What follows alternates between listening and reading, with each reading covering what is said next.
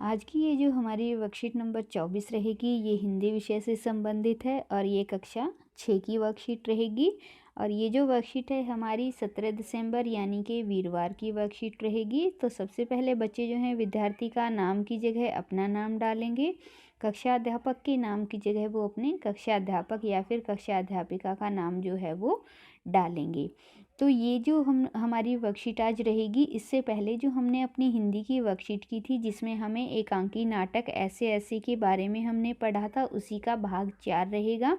इससे पहले के 3 भाग जो है हम पहले की हिंदी की वर्कशीट में कर चुके हैं। इसमें हम आगे चलने से पहले एक बार जल्दी से देख लेते हैं कि क्या हुआ था।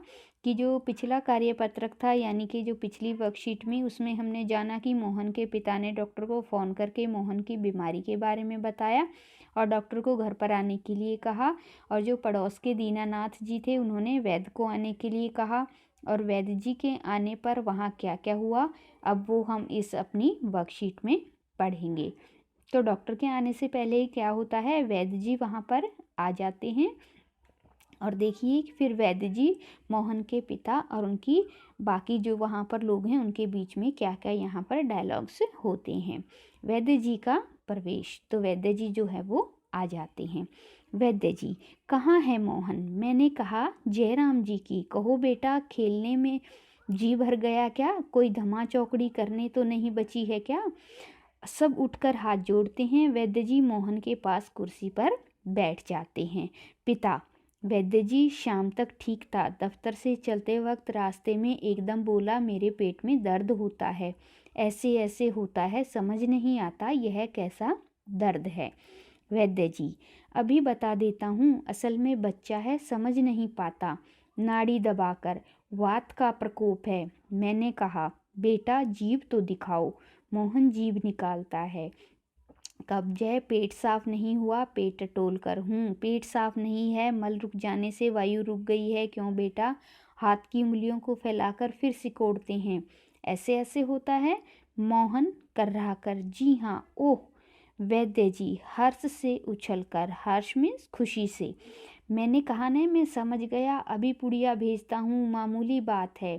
पर यही मामूली बात कभी कभी बड़ों बड़ों को छक्के छुड़ा देती है, समझने की बात है। मैंने कहा आओ जी दीनानाथ जी, आप भी पुड़िया ले लो मोहन की माँ से। और अब वैद्य जी जो है वो मोहन की माँ की तरफ बोलते हैं मुड़ते हुए, आधे आधे घंटे बाद गर्म पानी से देनी है, 2-3 दस्त होंगे, फिर ऐसे ऐसे ऐसे भागेगा जैसे गधे के सिर से सींग।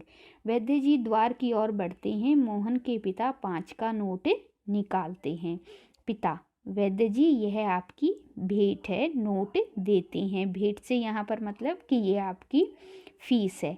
वैद्य जी नोट को ले लेते हैं। अरे मैंने कहा आप यह क्या करते हैं, आप और हम 2 हैं क्या? तो वैद्य जी जो हैं वो झिझकते हुए जो है नोट ले लेते हैं और कहते हैं कि हमारा अलग क्या है, अगर आप पैसे भी नहीं देंगे तो चल जाएगा। तो इस तरीके से वैद्य जी, मोहन और उनकी माता यहाँ पर जो है उनका संवाद दिखाया गया है। और वैद्य जी जो है फाइनली मोहन को देखकर उनको पता चल जाता है कि मोहन को क्या बीमारी है और वो उनके पिताजी को कहते हैं कि चलिए मुझे पता चल गया है और मैं इसके लिए आपको पुड़िया बना कर देता हूँ और वो आपको जो है इसे हर आधे घंटे बाद गर्म पानी से देनी है और इसकी जो ऐसे ऐसे वाली बीमारी है वो एकदम से छूमंतर हो जाएगी। तो अब देखते हैं ऊपर दी गई जानकारी के आधार पर जो हमसे प्रश्न पूछे गए हैं वो कौन कौन से हैं। तो देखिए कि निम्नलिखित प्रश्नों के उत्तर दीजिए। पहला प्रश्न है कि ऐसे ऐसे जानने के लिए वैद्य जी ने मोहन से क्या क्या सवाल किए। तो यहाँ पर हम ऊपर देखते हैं कि उन्होंने मोहन से कौन कौन से यहाँ पर सवाल किए थे। तो सबसे पहले देखते हैं उन्होंने क्या कहा था, जीभ को दिखाओ, सेकंड, थर्ड, बस यहाँ पर आपके ये तीनों सवाल जो हैं वो उससे करते हैं, पहला, दूसरा और तीसरा। ठीक है, तो पहले क्वेश्चन के उत्तर में आप ये तीनों सवाल जो है वहाँ पर डाल देंगे। फिर हम चलते हैं अपने क्वेश्चन नंबर 2 की तरफ और देखते हैं कि हमसे जो दूसरा प्रश्न है उसमें क्या पूछा गया है। तो दूसरे प्रश्न में हमसे पूछा गया है, ऐसे ऐसे दर्द को वैद्य जी ने कौन सी बीमारी समझी और उसके क्या लक्षण होते हैं। तो हमें पता है कि उन्होंने क्या समझा था कि उनको लगता था कि उसको गैस की प्रॉब्लम है। तो देखिए यहाँ पर ये रहा उनका जवाब कि उन्होंने क्या समझा था कि मल रुक जाने से वायु बढ़ गई है, ऐसा ऐसा होता है। तो ये रहा यहाँ पर हमारा क्वेश्चन नंबर 2 का आंसर। ठीक है, तो आगे अब हम चलते हैं हमारा क्वेश्चन नंबर 3 कि हमें क्वेश्चन नंबर 3 में क्या पूछा गया है। देखिए, बस फिर ऐसे ऐसे ऐसे भागेगा जैसे गधे के सिर से सींग। वाक्य में गधे के सिर से सींग से हमारा क्या मतलब है।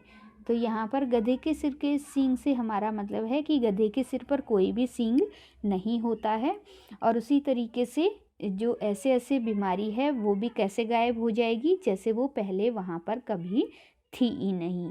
तो गधे के सिर पर सींग होने से हमारा क्या मतलब है, किसी मुसीबत का एकदम से ऐसे गायब हो जाना जैसे कि वो कभी वहाँ पर थी ही नहीं। तो इसकी जगह आप ये वाक्य यूं का यूं जो है यहाँ पर लिख लेंगे, और यहाँ पर हमारी वर्कशीट जो है वो कंप्लीट हो जाती है। और सबसे लास्ट में हमें दिया गया है कोविड के संदर्भ में उचित व्यवहार करने संबंधी संदेश, और इसके अनुसार जो है हमें नियमित रूप से अपने हाथों को साबुन और पानी से धोना चाहिए।